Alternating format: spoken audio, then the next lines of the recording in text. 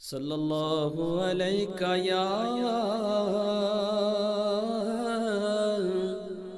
رسول اللہ ہے تو انہی جوانی کے لمحات کے اندر انسان زیادہ سے زیادہ مسائل سے دوچار ہوتا ہے اور بہت سارے مسائل میں وہ گھر جاتا ہے.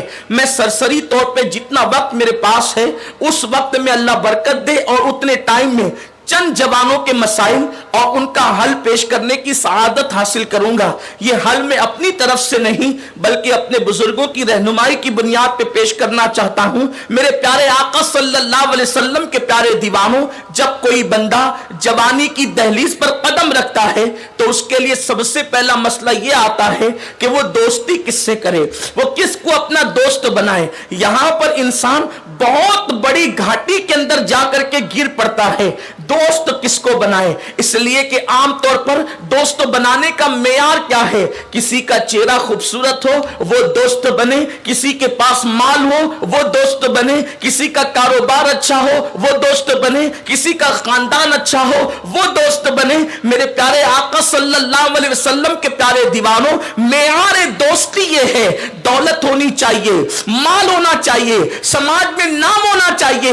اس طریقے سے انسان دوست تلاش کرتا ہے. اور اکثر آج تو دوستی کا معیار یہ ہے کہ جہاں پر دولت ہوگی وہاں لوگ زیادہ دوستی بنانے کی کوشش کرتے ہیں تاکہ برے وقت میں یہ دوست میرے ساتھ آ سکے، میرے کام آ سکے. مگر یاد رکھیں ہم دوست بنانے کی کوشش تو کرتے ہیں مگر اسلامی قانون کے مطابق ہم دوست نہیں بناتے. نتیجہ یہ ہوتا ہے کہ دوست جو ہے وہ معاذ اللہ کبھی ہمیں دھوکہ دے دیتے ہیں، کبھی ساتھ چھوڑ دیتے ہیں، کبھی اللہ اکبر دوست ہی دشمن بن جاتے ہیں، کبھی دوست ہی بگاڑ کا ذریعہ بن جاتے ہیں، کبھی دوست ہی اللہ اکبر زنا کے اڈے، شراب کے اڈوں تک لے جانے کا ذریعہ بن جاتے ہیں، کبھی دوست ہی تاش کے پتے اور جوؤں تک لے جانے کا ذریعہ بن جاتے ہیں.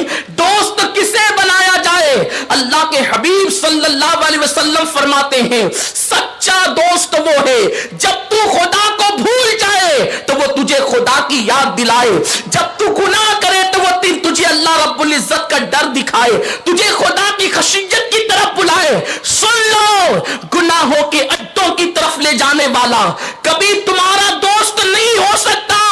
اس لیے کہ جو گناہ کی طرف لے جا رہا ہے، جو جہنم کی راہ کی طرف لے جا رہا ہے، وہ دوست نہیں ہے بلکہ دشمن ہے. اور اللہ نے ارشاد فرمایا الاخلاء یومئذ بعضهم لبعض عدو، جتنے تمہارے دوست ہیں قیامت کے دن وہ سب کے سب تمہارے دشمن بن جائیں گے.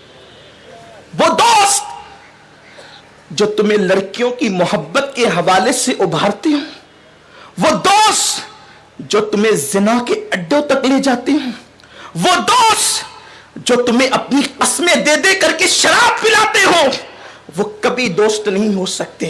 وہ بدترین دشمن ہے. سچا دوست وہ ہے جو تیرے دل میں اللہ کی محبت پیدا کرے. سچا دوست وہ ہے جو تجھے مسجد تک لے جائے. سچا دوست وہ ہے جب تیرے قدم ڈگمگا جائے تو وہ تیرا ہاتھ پکڑ کر صراط مستقیم کا مسافر بنا دے. ایسا دوست دنیا میں بھی فائدے مند ہے اور قرآن کہتا ہے قیامت کے دن ایسا دوست تمہیں کام آئے گا. تو دوستی کے لیے مسئلہ ہوتا ہے ہم مالدار دوست ڈھونڈتے ہیں، خوبصورت دوست ڈھونڈتے نہیں. دوست ایسے ڈھونڈو جن کے دل میں اللہ کی خشیت ہو، جن کے دل میں رسول پاک کی محبت ہو، جو بری عادتوں کا شکار نہ ہو. اس لیے کہ اچھی صحبت اچھے عمل سے بہتر ہے اور بری صحبت برے عمل سے بدتر ہے. فرمایا گیا اگر کوئی بندہ عطر فروش کی دکان پر بیٹھے، عطر والا اس کو عطر نہ بھی دے تو دکان پر بیٹھنے سے کم اس کو خوشبو تو ملے گی. اور اگر کوئی کوئلے کی یا لوہار کی دکان پر بیٹھے تو وہ اس کو آگ سے نہ جلائے تو کم سے کم بھٹی کے اثرات تو اس کے وجود پر پڑیں گے. اور بزرگوں نے فرمایا برا دوست کوئلے کی طرح ہے، اگر جل رہا ہو تو وہ ہاتھ کو زخمی کر دے گا، جلا دے گا، اور اگر ٹھنڈا ہے تو کم سے کم وہ ہاتھوں کو کالا ضرور کر دے گا.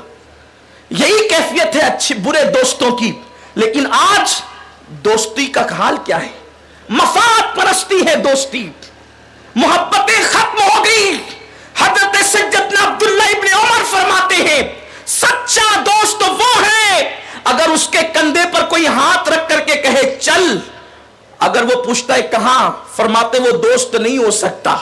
سچا دوست وہ ہے کہ کسی نے کندھے پہ ہاتھ رکھ کے کہا چل اور وہ چل پڑے، اسی کو دوستی کہتے ہیں۔